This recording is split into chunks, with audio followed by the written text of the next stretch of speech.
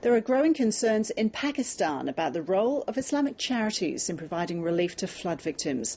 Increasingly, organisations with links to militant groups are stepping in to help the desperate survivors.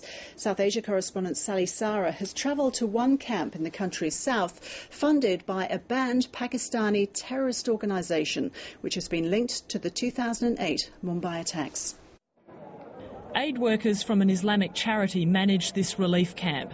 The United Nations is distributing food here, including cooking oil donated by Australia. The UN World Food Programme says it chooses its Pakistani connections carefully. Well, WFP has long established criteria on sorting out who its partners will be, and one of the fundamentals of that is that they're not on any UN blacklist. But this charity known as FIF receives all of its funding from the banned terrorist group Jawat-ud-Dawa. Jawat-ud-Dawa was linked to the 2008 Mumbai terrorist attacks and has been banned by the Pakistani and US governments and the UN. But the head of the US International Development Agency didn't seem to realise the connection when he gave this warm welcome. It's very nice to meet you. Thank you for your service here. Thank you. There are still hundreds of thousands of flood victims waiting for emergency assistance. Islamic charities are providing a lot of help to many people who have been affected by this flood disaster across Pakistan. They're filling gaps left by the government and the international community.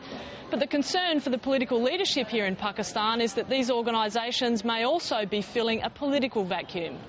US officials wouldn't say whether the visit to the camp was a mistake or if they have softened their line on Islamic charities.